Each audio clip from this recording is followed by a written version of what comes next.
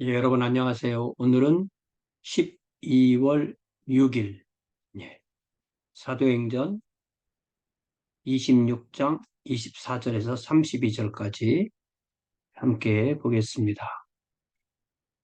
26장은 사도 바울이 베스도의 요청에 의해서 아그리빠와 그의 여동생 버니게 앞에서 자신의 간증을 통해서 주님을 전하는 내용이죠.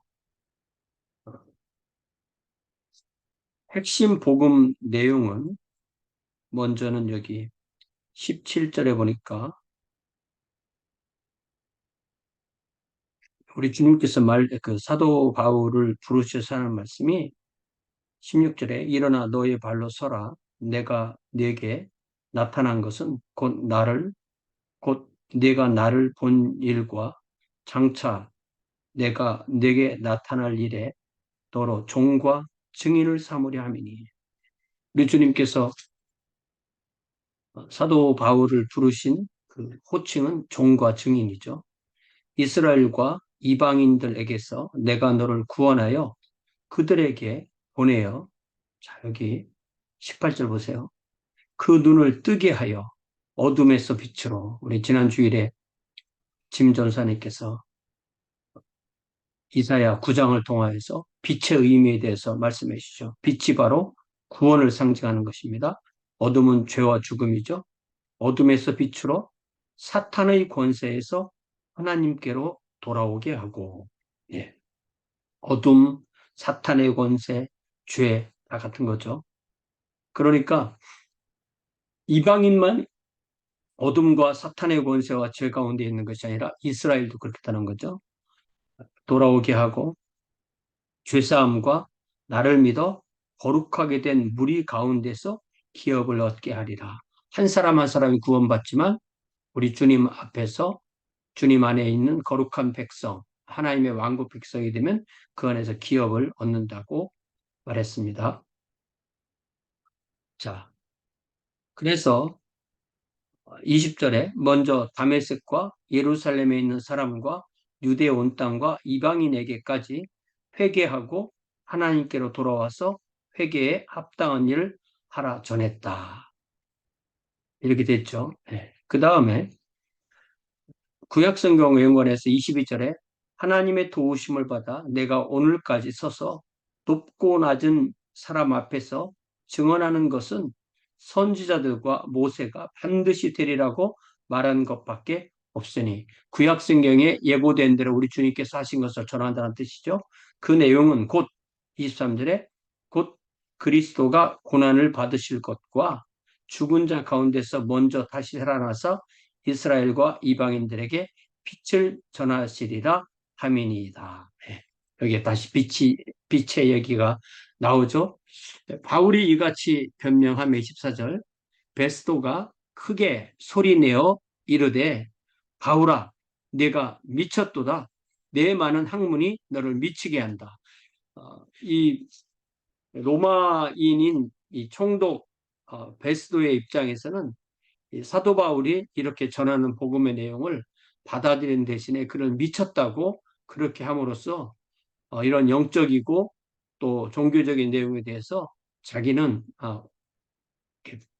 그의 말을 받아들이지 않으려고, 나는 정상이고 너는 미친 사람이다, 이렇게 말을 합니다. 그러자 바울이 이르되 베스도 각하여 내가 미친 것이 아니요 참되고 온전한 말을 하나이다.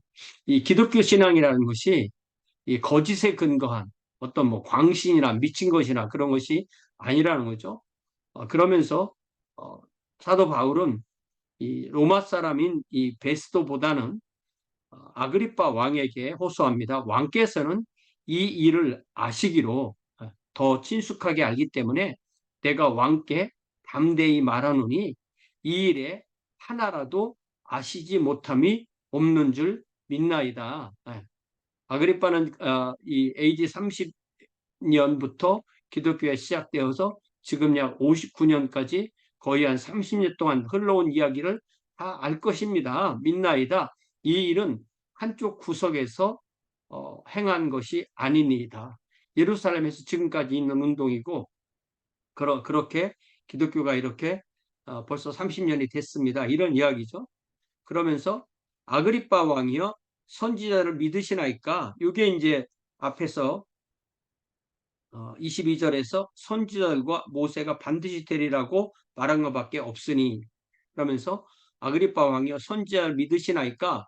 구약 성경을 믿으시나이까? 믿는 줄 아나이다. 이걸 믿으면 우리 주님께서 성경에 예언된 대로 된 것입니다. 이렇게 말하는 거예요.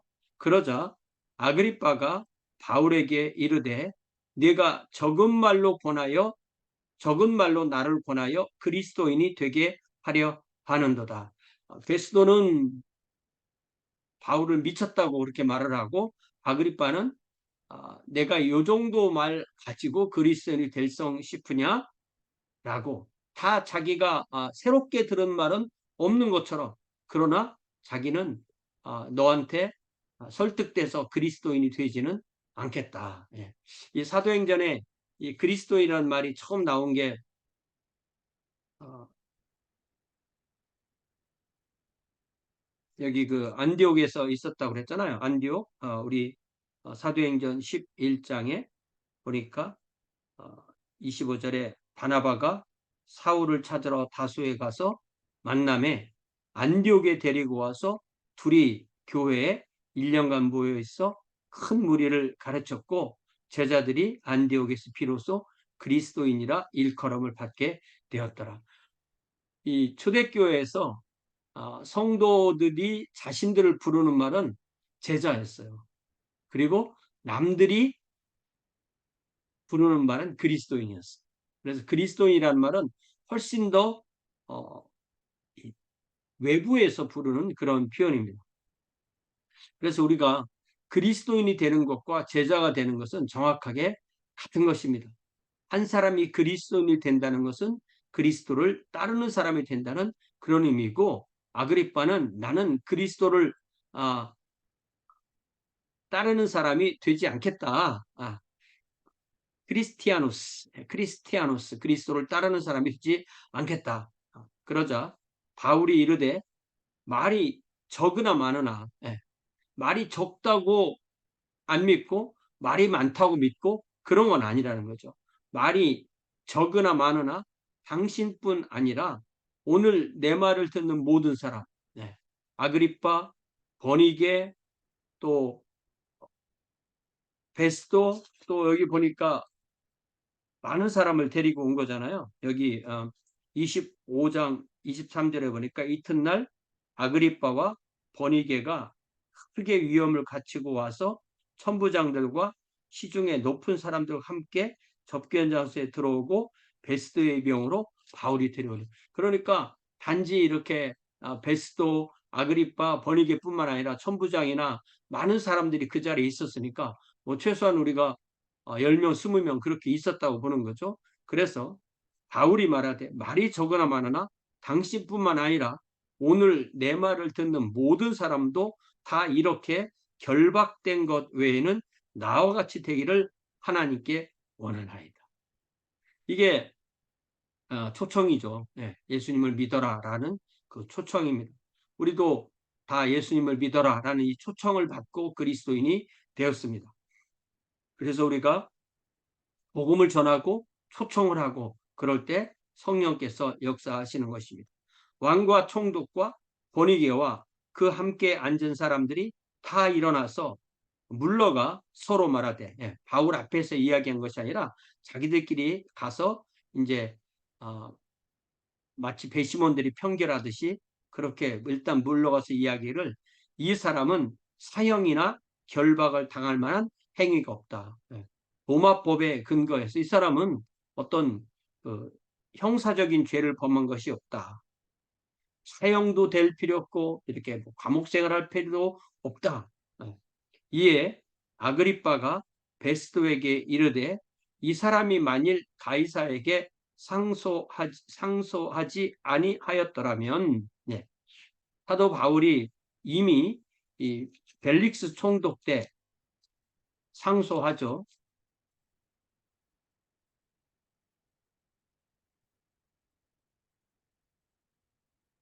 베스도 총독 때 여기 11절에 25장 11절에 보니까 만일 내가 불의를 행하여 무슨 죽을 죄를 지었으면 죽기를 사양하지 아니할 것이나 만일 이 사람들이 나를 고발하는 것이 다 사실이 아니면 아무도 나를 그들에게 내줄 수 없나이다.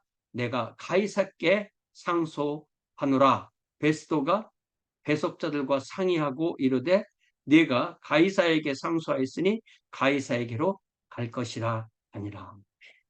이렇게 해서 하나님께서 이런 과정을 통해서 바울에게 로마로 가게 하고 로마에서 결국은 사도 바울이 복음을 로마에서까지도 전하는 그런 일이 되도록 그렇게 하는 내용입니다.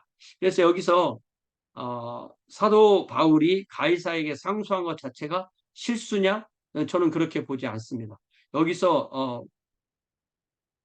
이때 이제 황제가 네로 황제인데 네로 황제가 아주 막 나가기 시작한 것은 한 63년, 64년이고요. 로마의 대화자 64년이니까 사도 바울이 이때 상소하고 이제 로마로 가게 되는 때가 59년 정도였기 때문에 그때는 네로가 정치를 비교적 그래도 정상적으로 하고 있었던 때입니다. 그래서 이때 가이사에게 상소한 것 자체가 잘못된 것은 아닌 것으로. 왜냐하면 그렇게 하지 않으면 이 유대에서 석방된다 해도 거기서 어떤 음모에 의해서 죽을 수 있을지 모르기 때문에 오히려 이렇게 상소함으로써 로마에 가게 되는 그런 것이 더 정확하게 사도 바울이 계획한 것을 하나님께서 인도하신 것이라고 그렇게 믿습니다. 우리가 이런 것을 통해서 하나님께서 사도 바울을 맨 처음에 부르셔서 그를 통해서 하시고자 하는 모든 일을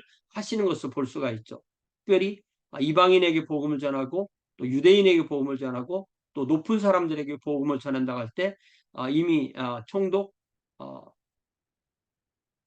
벨릭스, 그 다음에 베스토, 그 다음에 아그리빠 왕 이런 사람들에게 분명히 복음을 전했고 나중에 가이사에게 항소를 했으면 가이사도 만났을 수도 있는 거죠.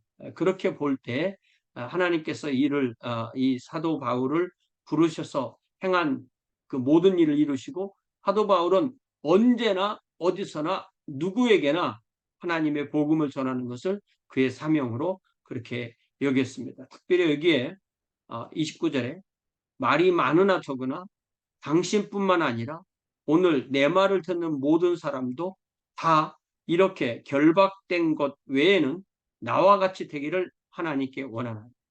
이게 우리의 초청이 되고 이것이 우리의 복음 전함이 되고 우리의 사명이 되고 우리의 삶이 되는 것이 바로 이 크리스마스 전에 다시 한번 이 사도 바울을 통해서 우리에게 주시는 하나님의 은혜인 것을 믿습니다.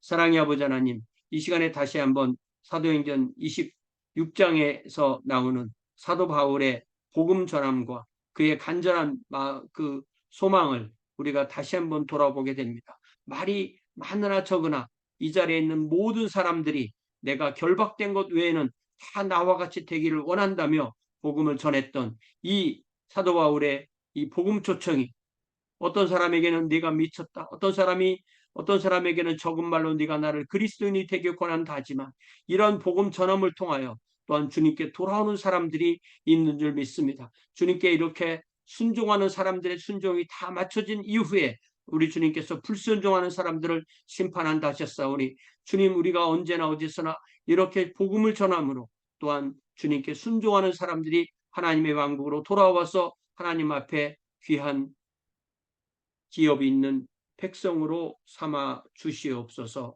예수님의 이름으로 기도하옵나이다. 아멘. 네, 고맙습니다. 돌아오는 12월 10일 주일에 함께 만나 주님을 예배합시다. 고맙습니다.